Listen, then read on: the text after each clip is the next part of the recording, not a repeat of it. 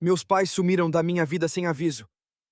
Essa é a história de como sobrevivi ao abandono silencioso. Eu nunca achei que minha vida fosse virar um desses relatos que as pessoas leem à noite, em silêncio, pensando como alguém consegue fazer isso com o próprio filho.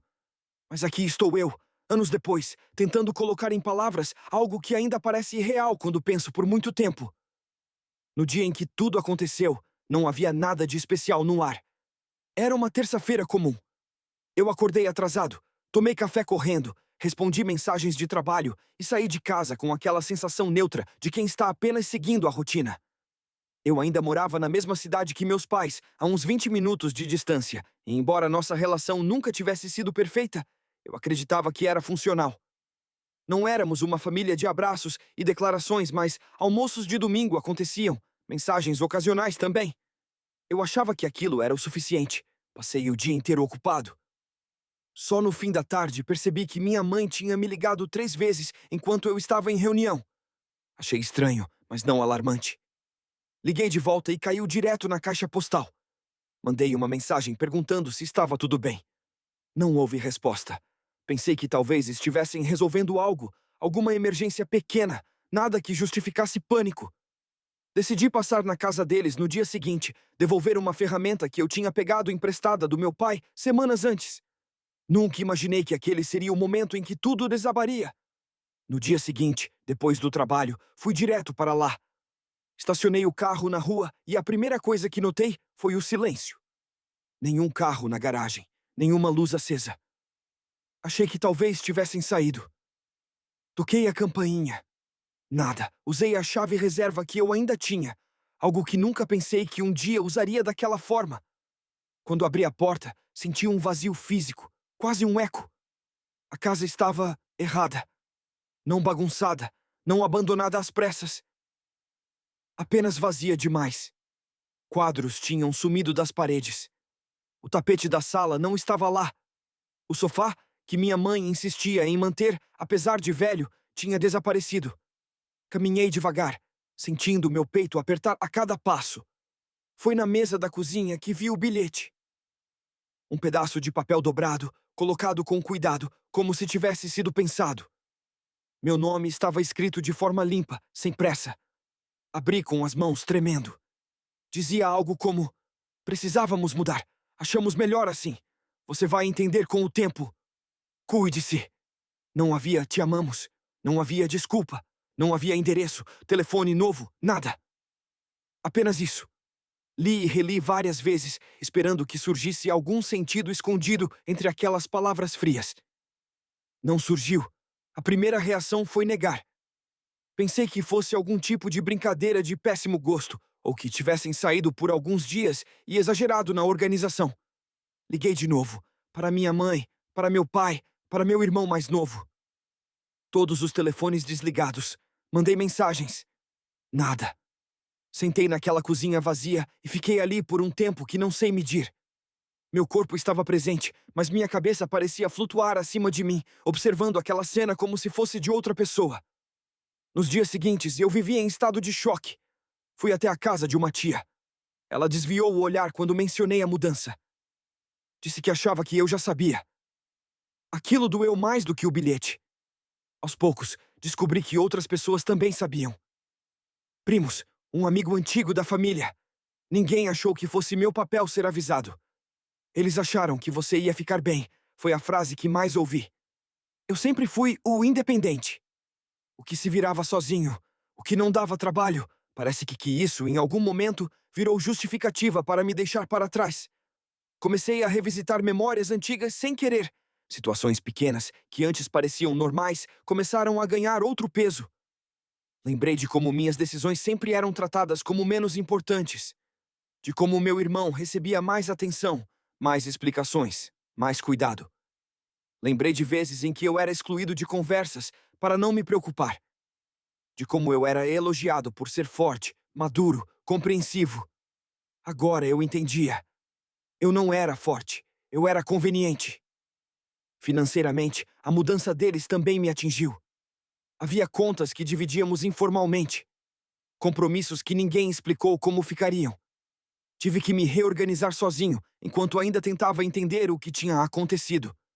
Dormi mal por semanas. Sonhava com a casa vazia, com o bilhete se repetindo, com vozes abafadas em outro cômodo. A sensação constante era de ter sido esquecido de propósito. Meses depois, descobri a verdade completa, não por eles, mas por terceiros. A mudança tinha sido planejada por mais de um ano. Um emprego novo, uma vida nova, um recomeço que aparentemente não me incluía. Houve discussões sobre me contar ou não. Decidiram que seria mais fácil assim, que eu iria atrapalhar, que eu iria questionar, que eu iria sofrer, como se isso pudesse ser evitado do jeito que fizeram. Foi aí que a ficha caiu de verdade. Eu não fui deixado para trás por acaso. Eu fui deixado para trás porque sempre fui o que aguentava. O que não fazia cena, o que aceitava migalhas emocionais e ainda agradecia. A mudança não foi o abandono. O abandono vinha de antes. A mudança apenas oficializou algo que já existia. Não houve confronto dramático. Não houve pedido de desculpas tardio que resolvesse algo. Houve uma mensagem meses depois, curta, perguntando se eu estava bem.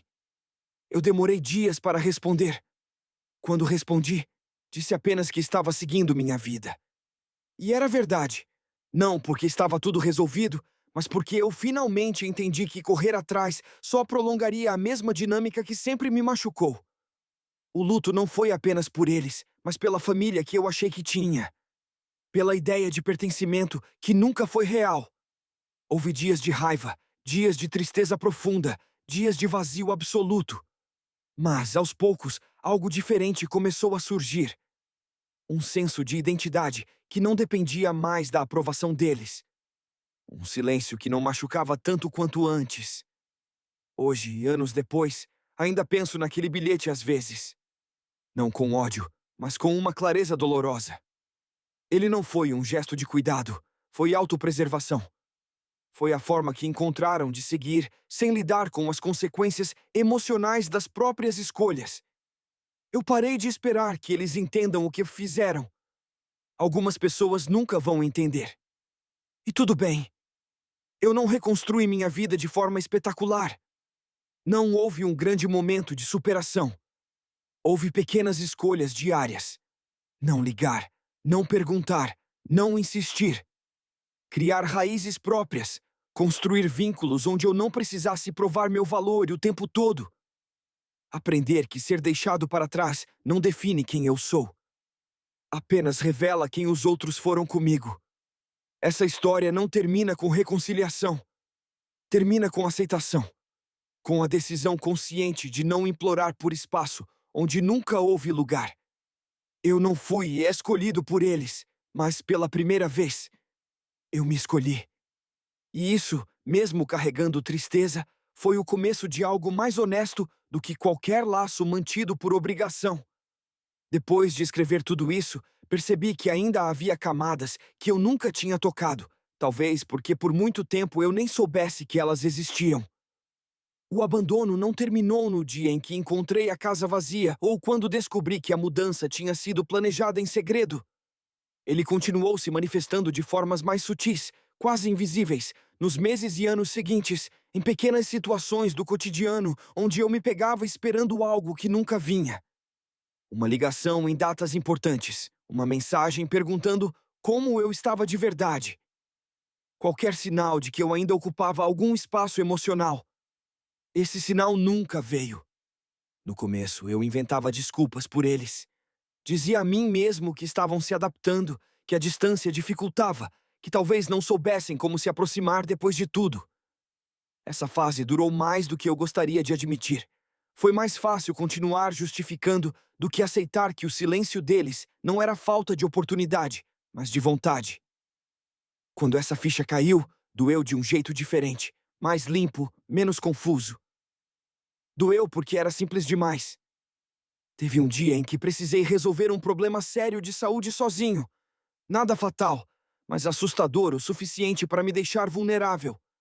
Fiquei sentado na sala de espera de um hospital, olhando em volta e vendo pessoas acompanhadas por pais, irmãos, parceiros, Peguei o celular várias vezes, cheguei a digitar o número da minha mãe e apagar antes de ligar. Não liguei. Não porque eu fosse orgulhoso, mas porque percebi que, mesmo se ligasse, a resposta provavelmente seria fria, distante, prática. Aquela percepção me fez chorar ali mesmo, em silêncio, não pela situação em si, mas pela confirmação definitiva de que eu não podia mais esperar deles o que nunca me deram. Com o tempo, comecei a entender o impacto que tudo isso teve na forma como eu me relacionava com o mundo. Eu tinha dificuldade em pedir ajuda. Sempre achei que precisava resolver tudo sozinho para não incomodar ninguém.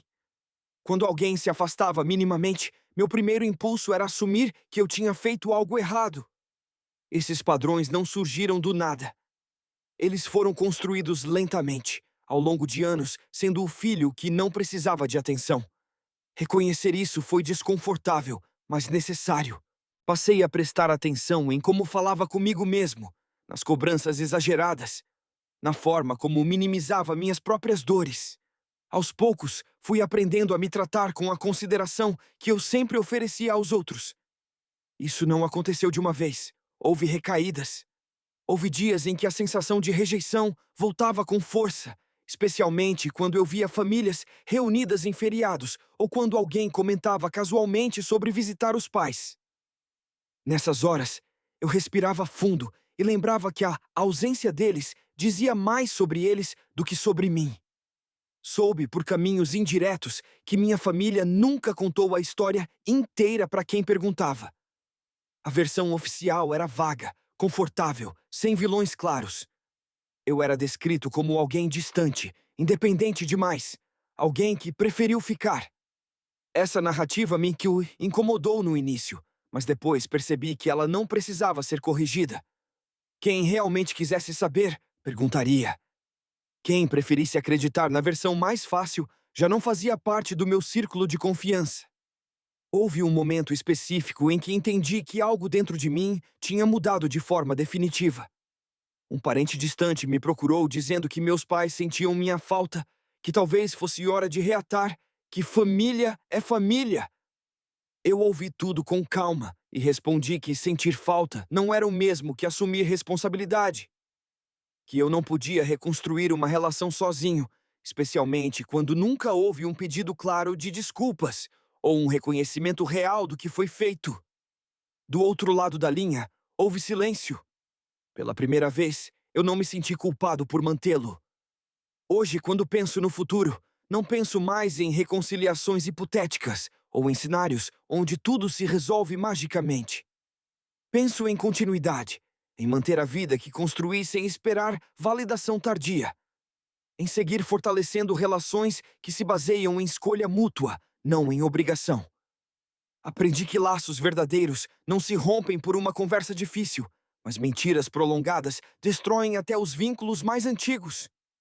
A casa vazia daquele dia ainda aparece nos meus pensamentos de vez em quando, não como um trauma aberto, mas como um marco. Foi ali que algo terminou, mas também foi ali que eu comecei, mesmo sem saber, a construir uma versão de mim que não dependia mais de ser incluída para existir. Eu não escolhi ser deixado para trás, mas escolhi não viver o resto da minha vida tentando alcançar quem decidiu ir embora sem olhar para trás.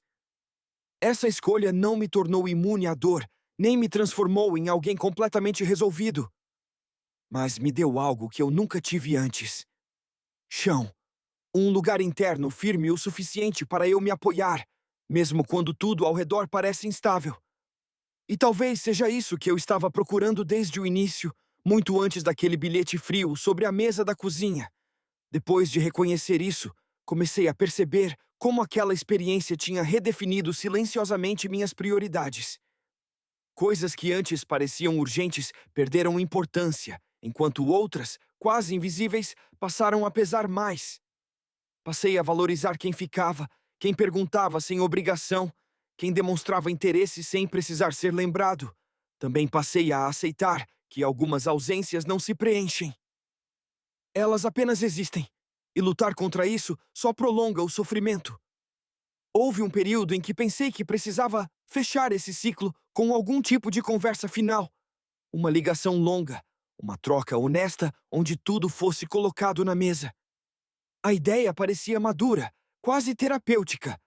Mas quanto mais eu refletia, mais entendia que esse desejo não vinha de uma necessidade real de resolução, e sim de um resquício antigo de tentar ser visto, compreendido, escolhido.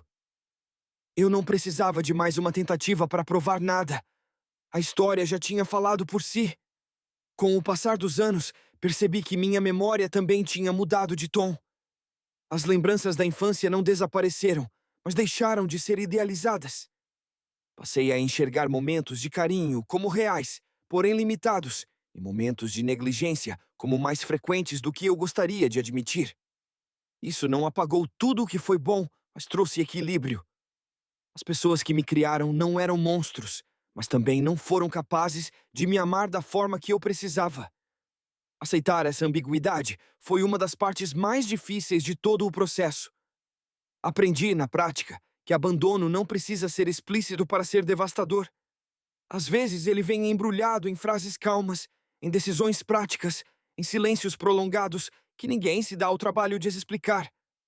E o mais cruel é que quando isso acontece dentro da família, você passa anos se perguntando o que há de errado com você, antes de considerar que talvez o erro nunca tenha sido seu. Hoje, se alguém me pergunta se eu ainda espero algo deles, a resposta é honesta e simples: não. Não por rancor, mas por respeito a mim mesmo. Expectativas são pontes e eu cansei de atravessá-las sozinho. Eu sigo com a vida que construí, com as relações que escolhi, com os limites que aprendi a defender, mesmo quando eles parecem duros demais para quem nunca precisou deles.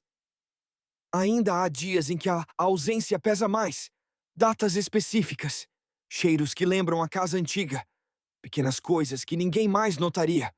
Nesses dias, eu não me forço a ser forte. Eu sinto, deixo passar e sigo. Porque hoje eu sei que sentir não é fraqueza, e seguir em frente não significa esquecer, apenas não permitir que o passado dite cada passo. No fim, talvez essa história nunca tenha sido apenas sobre uma mudança de estado ou um bilhete deixado para trás.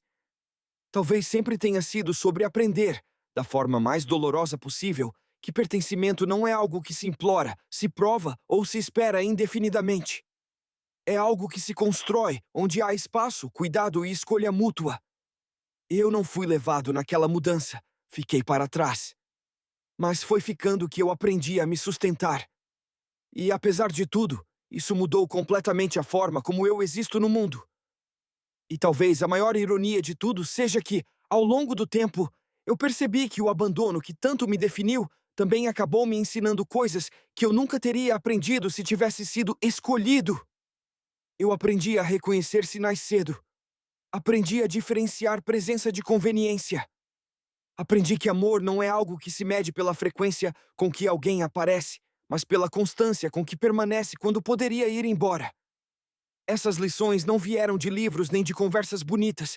Vieram de noites longas demais, de silêncios que ecoavam alto demais, de decisões que precisei tomar sem ter ninguém para confirmar se eu estava fazendo a coisa certa.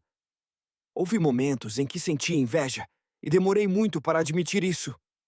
Inveja de pessoas que reclamavam da família por motivos pequenos, banais, quase triviais. Inveja de quem podia bater a porta e depois voltar sabendo que ainda seria recebido. Eu não tinha essa margem de erro. Para mim, cada afastamento parecia definitivo. Cada conflito carregava o peso de algo que talvez nunca fosse reparado. Reconhecer essa inveja não me envergonha mais. Ela foi só mais uma forma de luto. Com o tempo, comecei a criar meus próprios rituais. Coisas simples, quase bobas, mas que me davam uma sensação de continuidade. Preparar uma refeição específica em datas importantes, caminhar sempre pelo mesmo bairro quando precisava pensar. Guardar fotos não como provas de algo que perdi, mas como registros de quem eu fui em cada fase. Esses pequenos gestos me ajudaram a criar uma linha do tempo que não dependia da narrativa da minha família. Era a minha história, finalmente contada por mim. Também houve momentos em que pensei em escrever para eles. Cartas longas, cuidadosas, cheias de frases que começavam com "eu senti", em vez de "vocês fizeram". Eu escrevi algumas. Nunca enviei. Não porque não fossem verdadeiras, mas porque percebi que o ato de escrever já cumpria a função que eu esperava delas. Eu não precisava que eles lessem para que aquilo fosse válido. Eu precisava me ouvir. Às vezes me perguntam se eu me arrependo de não ter ido atrás, de não ter insistido mais, de não ter aparecido de surpresa no novo endereço.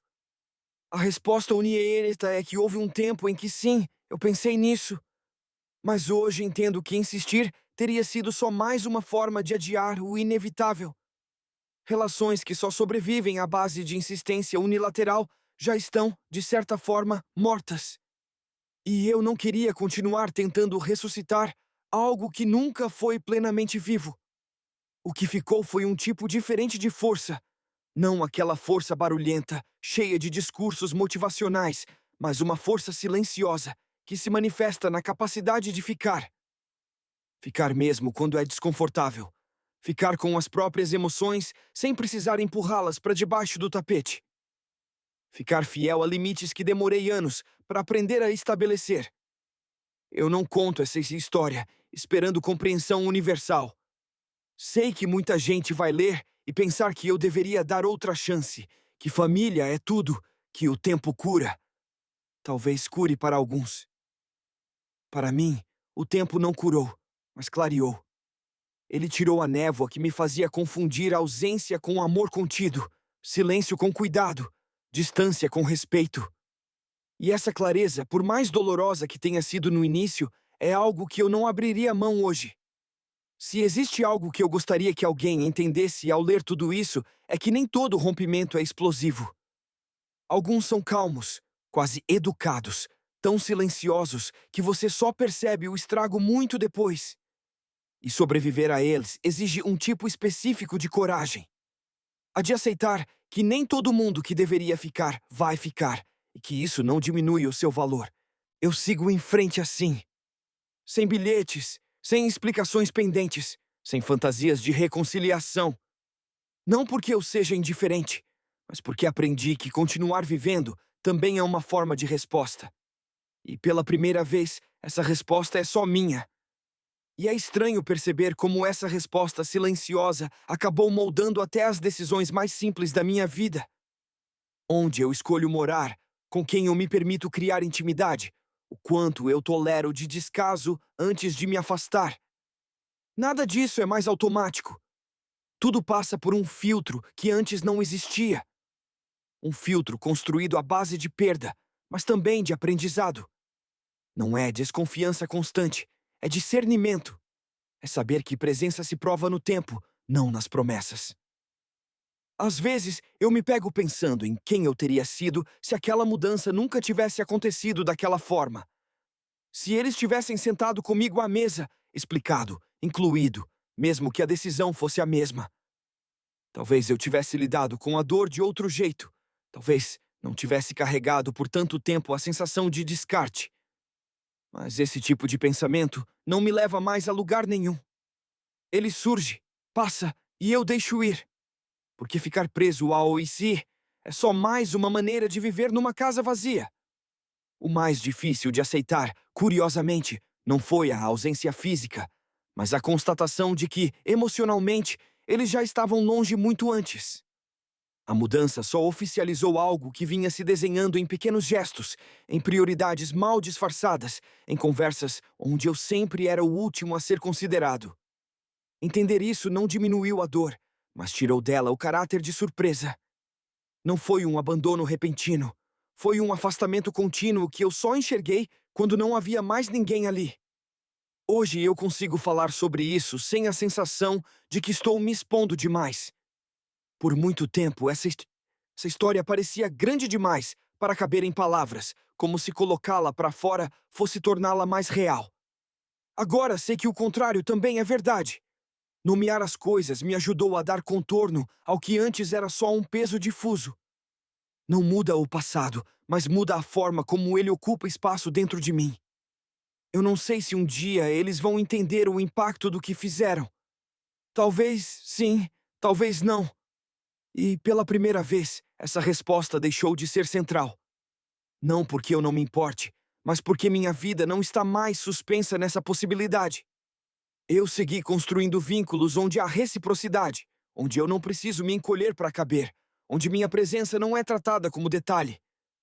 Se tem algo que eu aprendi é que família, no fim das contas, não é apenas quem compartilha seu sangue ou sua história inicial, mas quem escolhe permanecer quando seria mais fácil se afastar. Essa escolha diária, consciente, é o que diferencia laço de obrigação. E eu decidi que, daqui para frente, só vou investir energia onde essa escolha é mútua. Ainda existe tristeza, claro. Algumas cicatrizes não desaparecem, apenas deixam de doer o tempo todo. Mas junto dela existe algo novo, algo que eu não tinha antes daquela casa vazia e daquele bilhete curto demais. Existe uma confiança silenciosa de que eu consigo, de que, mesmo quando me tiraram o chão, eu aprendi a andar. Talvez essa seja a parte mais inesperada de tudo. Eu não me tornei alguém amargo. Me tornei alguém atento. Alguém que entende que amor não se prova com palavras tardias, mas com atitudes no momento certo. E que ficar sozinho por um tempo pode ser menos destrutivo do que insistir em relações onde você sempre precisa se explicar para merecer espaço. Essa história não termina com um reencontro emocionante, nem com um pedido de desculpas que resolve tudo. Ela termina comigo, aqui, escrevendo isso com a calma de quem finalmente parou de esperar. Não porque deixou de se importar, mas porque aprendeu que seguir em frente também é um ato de amor próprio. E depois de tudo, isso é algo que ninguém pode me tirar. E quando eu digo que ninguém pode me tirar isso, não é uma afirmação grandiosa. É quase um sussurro interno. Algo que eu precisei repetir muitas vezes até acreditar. Houve dias em que essa convicção falhou, em que a solidão parecia menos uma escolha e mais uma condenação. Dias em que eu pensava se toda essa reconstrução não era só uma forma sofisticada de me convencer de que eu não precisava do que, no fundo, sempre quis. Nessas horas, eu deixava a dúvida existir sem lutar contra ela. Porque negar essa vontade antiga de pertencimento seria mentir para mim mesmo, e eu já tinha vivido tempo demais, cercado por mentiras sutis. Com o passar do tempo, percebi que não sentir falta não era o objetivo. O objetivo era não deixar que essa falta me definisse. Eu podia sentir saudade do que nunca foi pleno, podia lamentar o que poderia ter sido diferente, sem transformar isso no eixo da minha identidade. Essa distinção foi libertadora. Eu não precisava apagar o passado para seguir em frente. Eu só precisava parar de carregá-lo como se fosse uma prova de algo errado em mim. Algumas pessoas entraram na minha vida depois de tudo isso e nunca souberam da história inteira. Outras souberam aos poucos, em fragmentos, conforme a confiança se construía. Aprendi a não despejar minha dor como um teste, a não usar minha história como um pedido disfarçado de validação. Quem ficou, ficou porque quis, não porque se sentiu obrigado a preencher um vazio. Essa diferença mudou completamente a forma como eu me conecto. Também precisei lidar com a culpa. Não a culpa óbvia, mas aquela mais silenciosa, que aparece quando você começa a viver bem apesar de tudo. A sensação de que, ao estar em paz, você está atraindo algo ou alguém. Demorei para entender que essa culpa era só mais um eco de uma dinâmica antiga, onde meu papel era ser o que se adapta, o que entende, o que não exige. Me permitir estar bem foi, de certa forma, o rompimento final com esse papel. Hoje, quando penso na palavra lar, ela não tem mais um endereço fixo ligado ao passado. Lar virou um estado interno. Virou a sensação de segurança que eu construí em mim e com poucas pessoas escolhidas a dedo. Virou a tranquilidade de não precisar provar meu valor para ser mantido por perto. Isso não significa que eu não sinta medo de perder de novo. Significa apenas que esse medo não manda mais em mim. Se algum dia eles baterem à minha porta, não sei exatamente como vou reagir. Não porque eu ensaie respostas, mas porque essa possibilidade deixou de ocupar um lugar central nos meus pensamentos.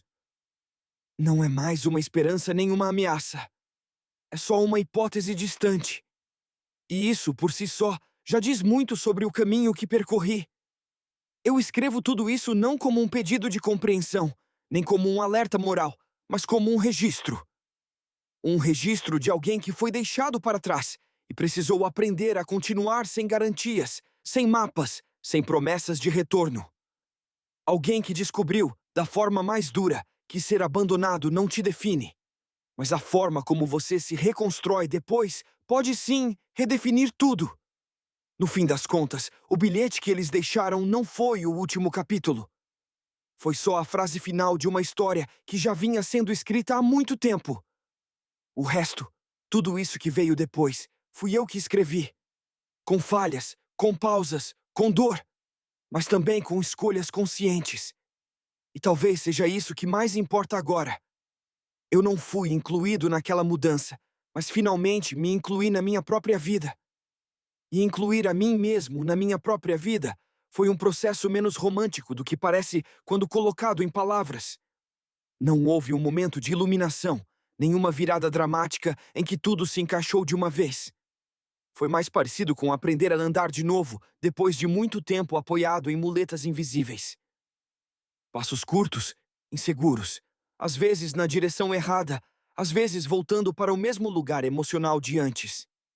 Mas, ainda assim, passos meus.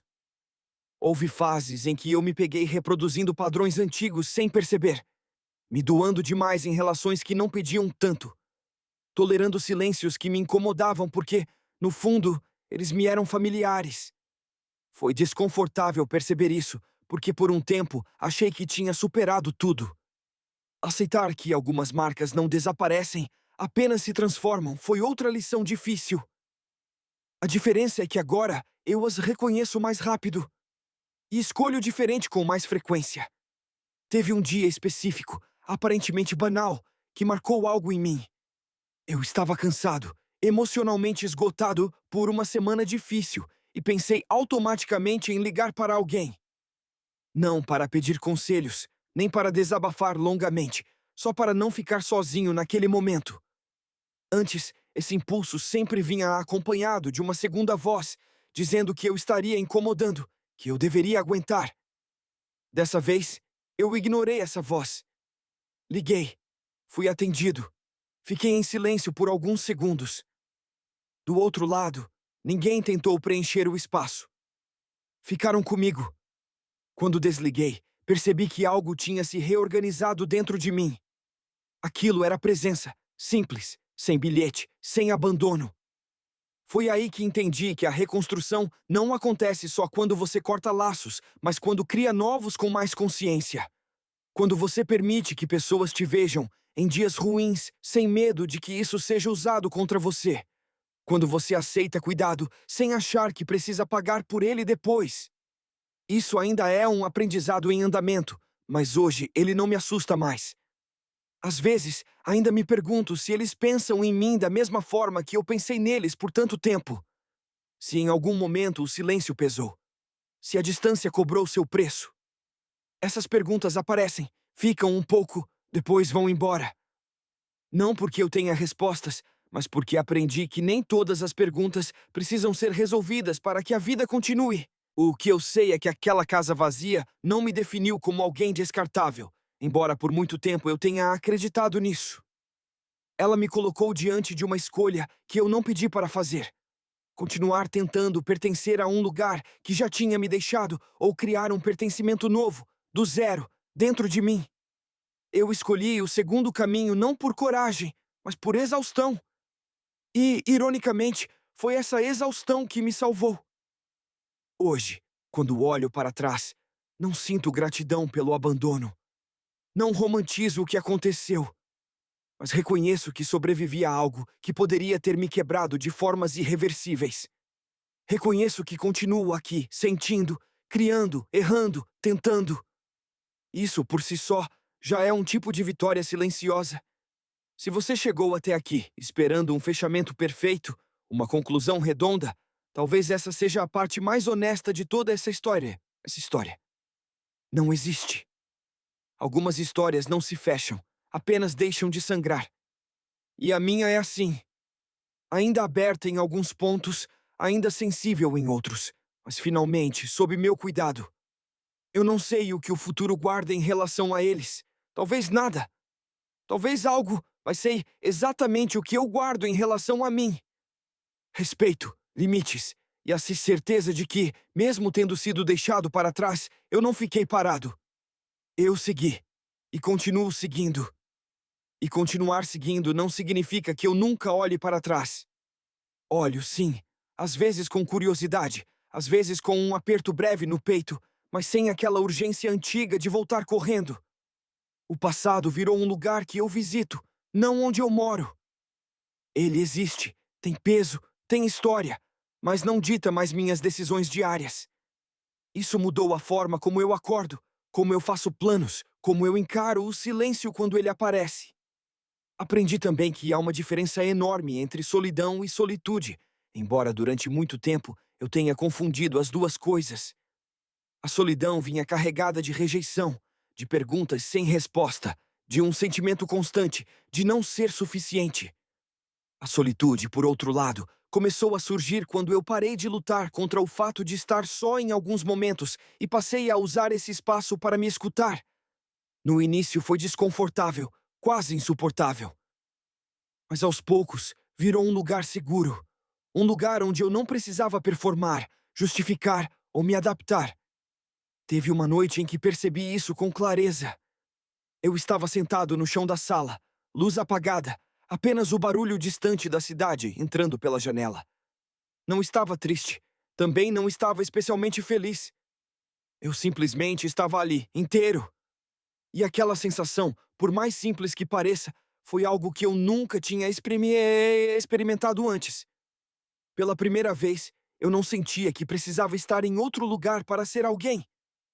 As memórias da minha família ainda surgem de forma inesperada. Um cheiro específico, uma música antiga, uma frase que alguém diz sem pensar. Nessas horas, o coração dá um pequeno solavanco, como se reconhecesse algo familiar. Mas logo depois vem a lembrança mais completa, aquela que inclui tudo, não só o que foi confortável. E isso me mantém ancorado na realidade, não na nostalgia seletiva. Também passei a entender melhor o papel do silêncio. Antes, o silêncio deles me esmagava porque eu tentava preenchê-lo com significados, quase sempre os piores. Hoje, o silêncio é apenas silêncio. Ele não carrega mensagens ocultas, não exige interpretação. Só a ausência de algo que não foi oferecido. E aceitar isso me poupou uma quantidade imensa de energia emocional. Em algum ponto desse caminho, deixei de me perguntar o que eu poderia ter feito diferente. Essa pergunta me acompanhou por anos, disfarçada de autocrítica construtiva. Mas, na verdade, ela só me mantinha preso a uma lógica, onde o abandono sempre precisava de uma justificativa razoável. A verdade é mais simples e mais dura. Às vezes, as pessoas fazem escolhas que não têm nada a ver com você.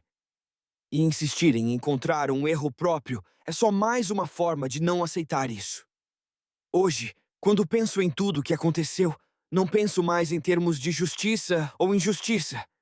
Penso em impacto, no impacto que isso teve em mim e em como eu escolhi lidar com ele. Essa mudança de perspectiva me devolveu uma sensação de controle que eu achava que nunca teria. Eu não pude controlar o bilhete, a mudança, o silêncio, mas pude controlar o que fiz com o que sobrou. Se existe algo que eu ainda carrego como um tipo de promessa pessoal, é a de não repetir esse padrão. Não desaparecer da vida de alguém sem explicação. Não tratar vínculos como descartáveis quando ficam inconvenientes. Não deixar bilhetes onde deveria haver conversas. Talvez essa seja a forma mais honesta que encontrei de transformar dor em algo que não machuque mais ninguém. Eu não sei se um dia essa história vai deixar de doer completamente. Talvez não. Talvez algumas ausências permaneçam como um fundo constante, baixo, quase imperceptível, mas sempre presente. E tudo bem. Nem toda dor precisa ser eliminada para que a vida siga em frente. Algumas só precisam ser colocadas no lugar certo. E é assim que eu sigo agora.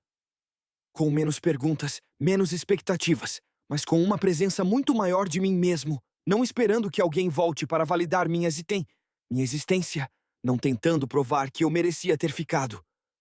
Eu sei quem eu sou, sei o que vivi e sei o que construí a partir disso. A casa vazia, o bilhete curto, o silêncio prolongado. Tudo isso faz parte da minha história, mas não é mais o centro dela.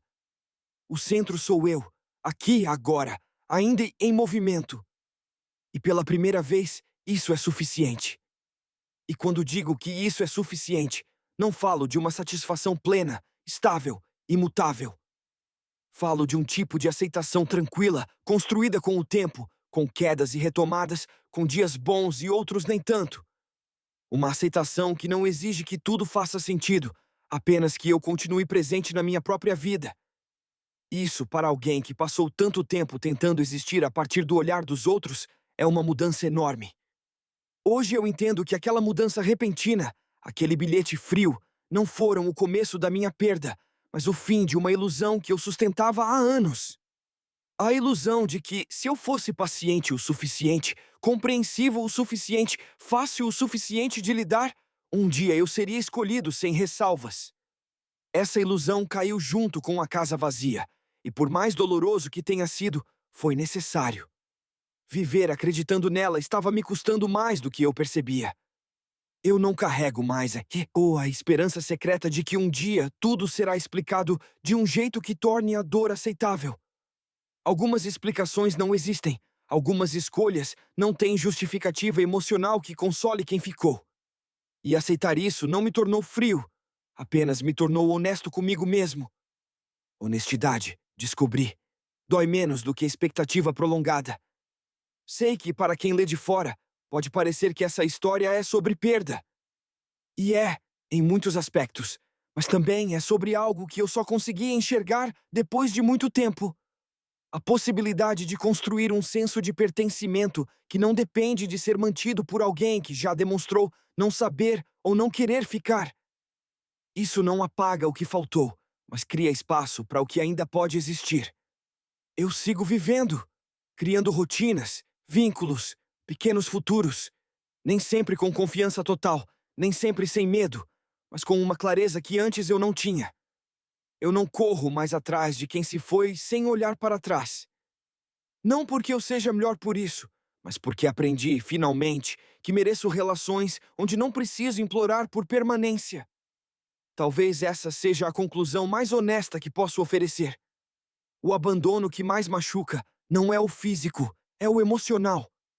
E a cura não vem quando quem foi embora decide voltar, mas quando você decide parar de se abandonar, tentando manter vivo algo que já acabou. Eu demorei para entender isso. Demorei muito, mas entendi. Essa história não termina com reencontros, nem com reconciliações tardias. Termina comigo, ainda aqui, ainda sentindo, ainda seguindo. Com cicatrizes, sim, mas também com limites, escolhas e uma dignidade que eu precisei aprender sozinho. Eles seguiram para outro estado. Eu fiquei, e ficando, aprendi a existir por inteiro. E é com isso que eu sigo, não esperando mais nada. Apenas vivendo.